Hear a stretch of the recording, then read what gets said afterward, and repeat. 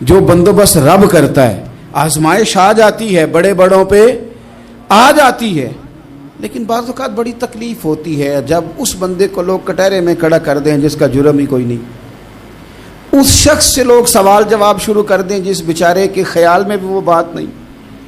پھر وہاں وضاحتیں دینا, نہ کردہ گناہوں کی وضاحتیں دینا, یہ بڑا بوجھ بنتا ہے, بڑی تکلیف ہوتی, اور لوگ کرتے ہیں یہ کام. پھر اللہ تعالیٰ جب بندوبست فرمائے, صحیح بخاری میں حضرت جریج کا ذکر فرمایا.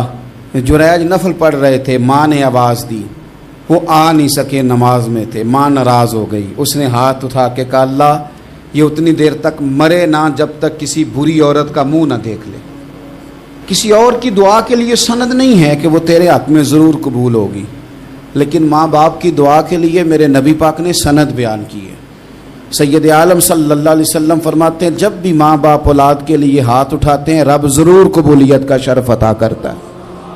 تو جہاں سند موجود ہے نا, کچھ افتتاح ابا جی سے بھی کرا لینے چاہیے, کچھ کام شروع کرنے سے پہلے صرف اماں سے ہی دعا کرا لینی چاہیے. یہ والا افتتاح بھی بڑے کام کا ہے کیونکہ یہاں سند بیان کر دیا میرے نبی کریم. تو جناب جریج کی ماں ناراض ہو گئی, کہنے لگی اللہ اس نے میری بات نہیں سنی. اب تھے تو وہ نیک, لیکن رب کریم کی حکمت کا تقاضا ہے, ماں کی دعا کو بھی قبول کرنا تھا. اللہ نے آزمائش میں مبتلا کر دیا. والدہ تو چلی گئیں, وہ ایک خیمے میں, ایک کٹیا میں, ایک جھونپڑی میں عبادت کرتے تھے, اللہ کو یاد کرتے تھے, رب رب کرتے تھے, اور لوگ ان کی بڑی تعریف بھی کرتے تھے.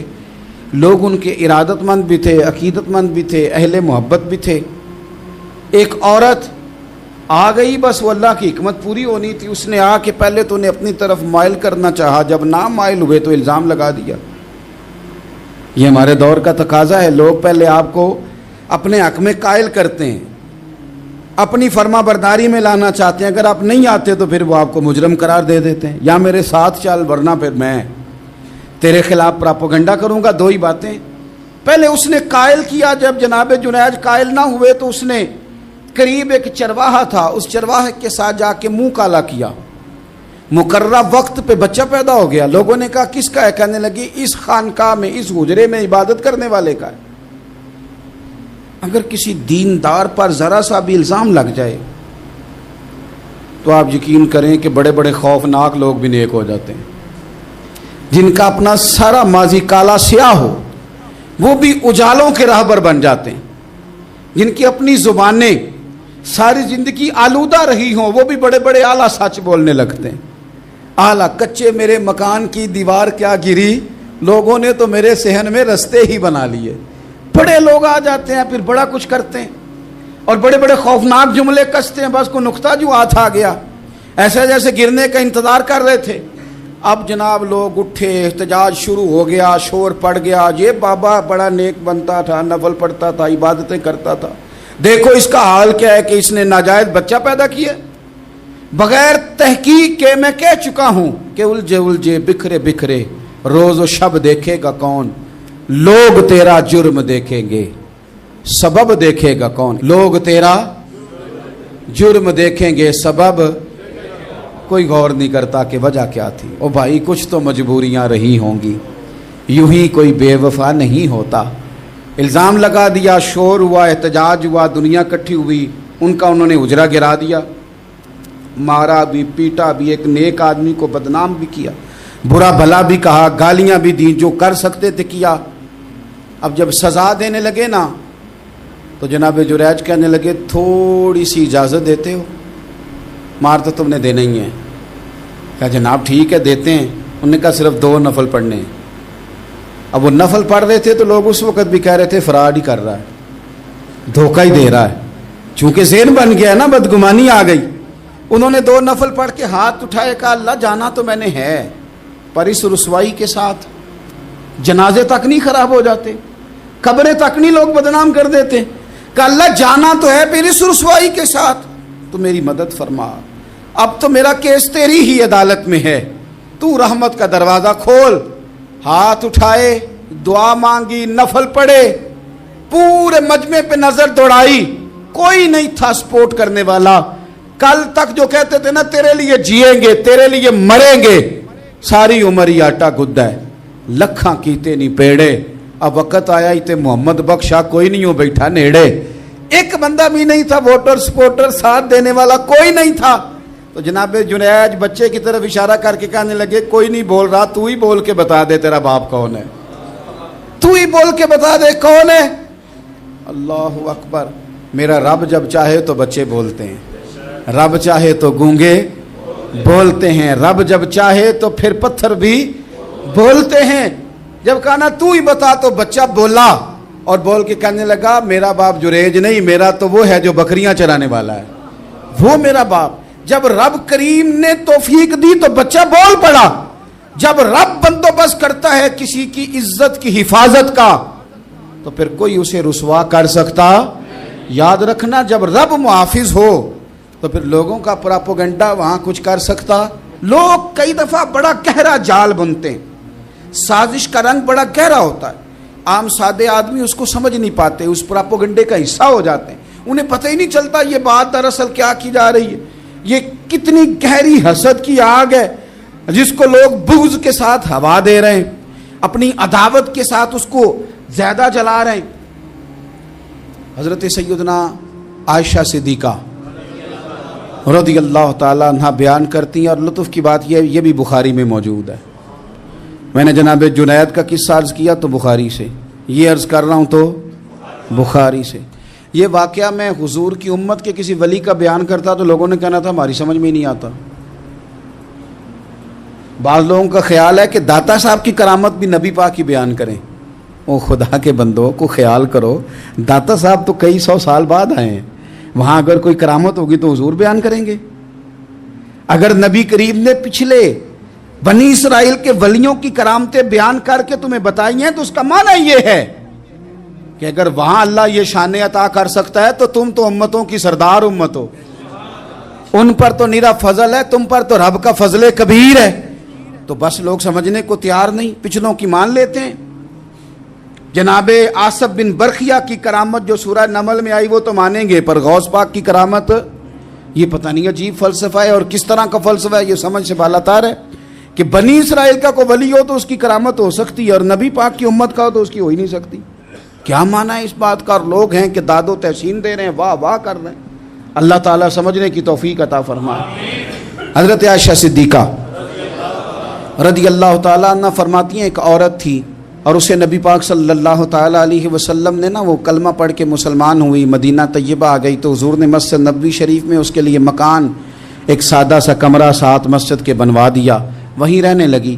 اکثر وہ سیدہ طیبہ کے پاس آتی تو حضرت عائشہ صدیقہ رضی اللہ تعالیٰ عنہ فرماتی ہیں وہ بڑی باتیں سناتی اور آخر میں کہتی وہ ہار والا دن بھی بڑا عجیب دن تھا اور میرے رب کی قدرتوں کا دن تھا, وہ بھی بڑا عجیب دن تھا.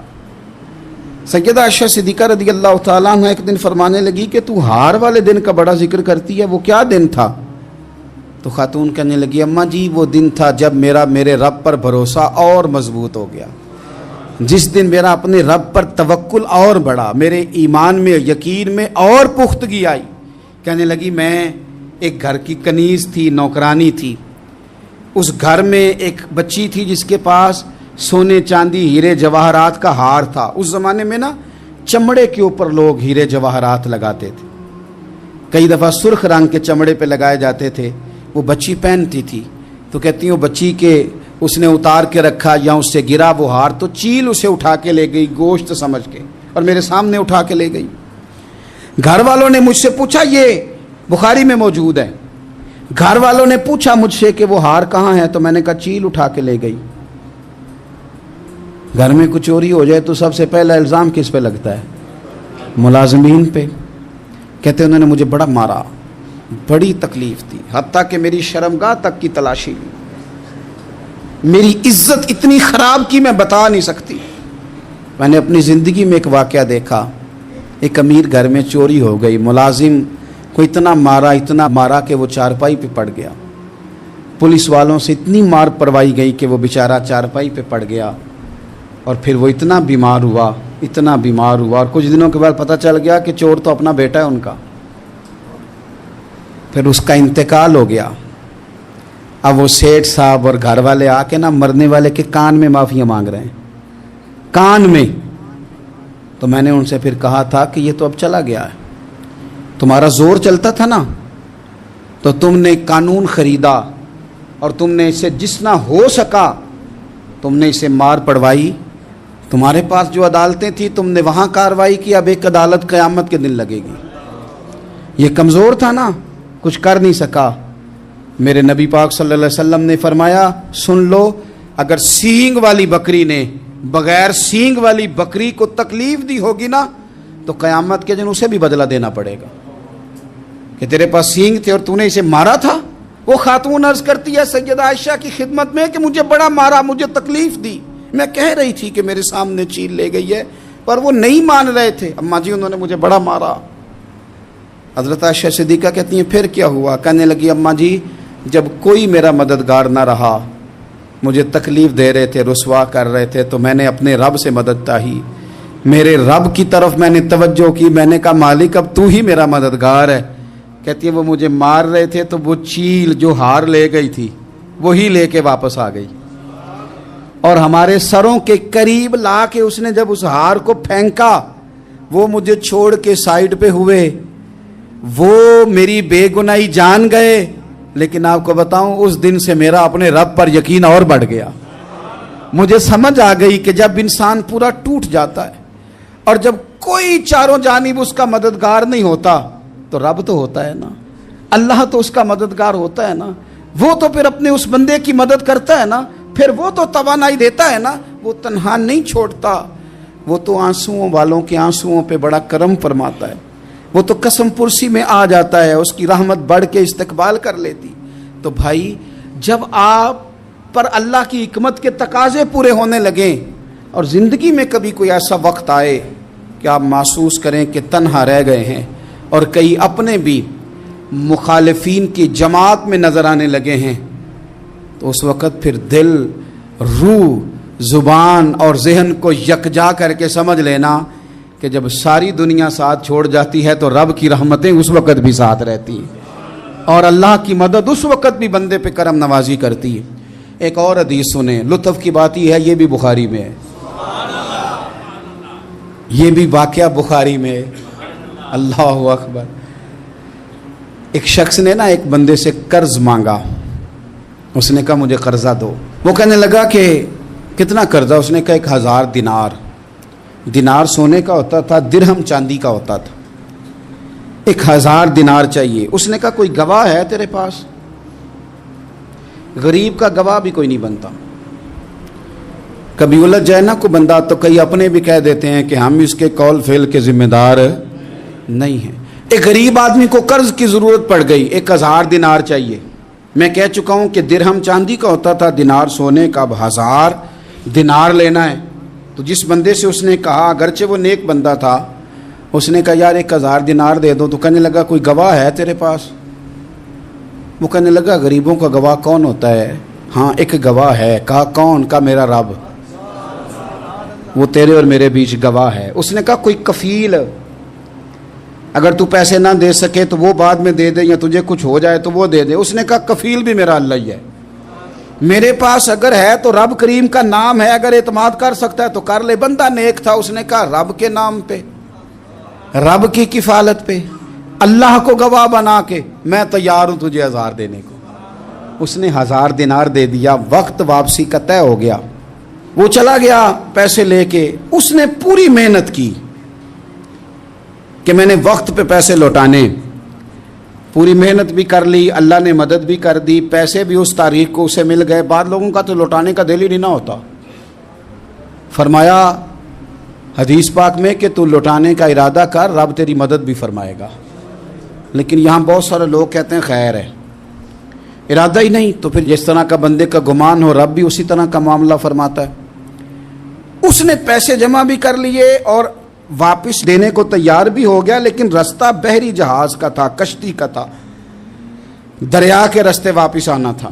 اب وہ جب آ گیا دریا کے کنارے تو بڑی کوشش کی، پر وہاں اسے کوئی کشتی نہیں ملی۔ وقت پہ پیسے لوٹانے ہیں، سفر کرنا ہے، اب سواری میسر نہیں ہے۔ سوچ سوچ کے پریشان تھا کہ میں نے تو اللہ کے نام پہ لیے۔ اچانک دل میں ایک تجویز آئی، اس نے ایک لکڑی لی، لکڑی کو اندر سے کھولا، 1000 دینار اس میں بھرا، بخاری پڑھ رہا ہوں، اور ساتھ ایک خط بھی لکھا کہ یار میں پیسے پہنچانا چاہتا تھا پر مجھے کوئی چیز نہیں ملی دریا کے اس پار آنے، اللہ کے نام پر تیری طرف روانہ کر رہا ہوں۔ اور یہ کہہ کہ وہ لکڑی دریا میں رکھ دی، وہ لکڑی ڈوب گئی ہے، واپس آ گیا۔ وہ جس نے پیسے لینے تھے وہ عین مقررہ وقت پر دریا کنارے آیا، صبح سے سر شام تک اس نے انتظار کیا۔ دل ڈھلنے لگا تو دل میں خیال آ گیا کہ یار نہیں، اس نے دینے ہی نہیں، جھوٹا وعدہ کر گیا، پہنچا ہی نہیں وقت پہ۔ اب جب واپس لوٹنے لگا تو اچانک دریا میں ایک لکڑی تیرتی ہوئی دکھائی دی، کہنے لگا لے جاتا ہوں، شام کو روٹیاں پکانے کے کام آئے گی، ایندھن بنا کے جلا لوں گا، ہنڈیا پک جائے گی۔ لکڑی اٹھا کے جلانے کے لیے گھر لایا، گمان تھا کہ وہ نہیں آیا وعدہ کر کے، اللہ کو کفیل اور وکیل بنا کے اور گواہ بنا کے پھر بھی نہیں آیا۔ لکڑی لے کے گھر گیا، بخاری ہے، اور جب اس کو چیرا نہ کہ میں اس کی آگ جلاؤں گا، کھولا تو اندر سے 1000 دینار بھی نکل آیا، خط بھی نکل آیا۔ اب ذرا سمجھنا، اس کے دل میں بات کس نے ڈالی کہ تو لکڑی میں پیسے ڈال دے؟ اللہ نے۔ اس بندے کو مقررہ وقت پہ کنارے بھیجا کس نے؟ لکڑی صرف اسی کے ہاتھ آئی تو یہ بندوبست کیا کس نے؟ اللہ نے۔ گھر جا کے چیری تو پیسے بحفاظت اس تک پہنچائے کس نے؟ تو پھر ہمیں بھی توجہ اللہ کی جانب ہی کرنی چاہیے، ہمارے پہ دل کی توجہ رب کی طرف ہی ہونی چاہیے نا، ہمیں ادھر ادھر جانے کی، دیکھنے کی، بندوں پر غور کرنے کی ضرورت کیا ہے؟ وہ پیسے پہنچ گئے، یہ وہاں اپنی جگہ پہ پریشان تھا، اس نے 1000 دینار اور جمع کیا۔ پھر دوبارہ ایک دن دریا کنارے آیا، کشتی مل گئی، بیٹھ کے اپنے اس بھائی کے پاس آیا، کہنے لگا دیکھنا مجھ پر بدگمان نہ ہونا، پیسے اس تاریخ کو بھی جمع کر لیے تھے، دریا پہ آیا تھا پر کشتی نہیں ملی تھی، پھر میں نے نا لکڑی میں ڈال کے خط ڈال کے تیری طرف بھیج بھی دیے تھے، لیکن آج میں پھر لے کے آ گیا ہوں۔ وہ کہنے لگا خوش ہو جا، جس رب کو تو نے میرا اور اپنا گواہ بنایا تھا اس رب نے میرے تک پہنچا بھی دیے ہیں۔ جب لوگ اللہ کو گواہ بناتے ہیں، رب کی جانب اپنی توجہ کرتے ہیں، اپنی چاہتوں، خواہشات اور اپنی ساری چٹھیاں اپنے رب کریم کی رحمت کی طرف روانہ کرتے ہیں، پھر اللہ اپنے بندوں کو مایوس نہیں کرتا، اللہ اپنے بندوں کو نواز دیتا ہے، اللہ تبارک و تعالیٰ اپنے بندوں پہ کرم نوازی کرتا۔ او سنگیو، ساری امیدیں سیٹھوں، نوابوں، دنیا داروں سے کیوں وابستہ کرتے ہو؟ ساری توجہات کا مرکز کیوں ان لوگوں کو بناتے ہو جو تمہیں دنیا میں مضبوط نظر آتے ہیں؟ اپنی توجہات کا مرکز اپنے خدا کو بنائیے، اپنے مالک کی جانب اپنی ساری خواہشات کا رخ پھیر دیجئے، اپنی توجہات اپنے رب کی جانب کر لیجئے، وہ اپنے بندوں پہ بڑی کرم نوازی فرماتا ہے، وہ عزتوں کا بھی محافظ ہے، وہ پریشانیوں میں کرم نوازیاں فرمانے والا ہے، وہ ساتھ دینے والا ہے، وہ اس کی رحمت قریب آ کے بندے کو سہارا دیتی ہے، وہ اپنے فضل سے اپنے بندوں کی ہر مشکل میں دستگیری فرماتا ہے۔ اسیاں سے کبھی ہم نے کنارہ نہ کیا، اور تو نے بھی تو دل آزردہ ہمارا نہ کیا، ہم نے تو جہنم کی بہت کی تدبیر، پر مولا تیری رحمت نے گوارا نہ کیا۔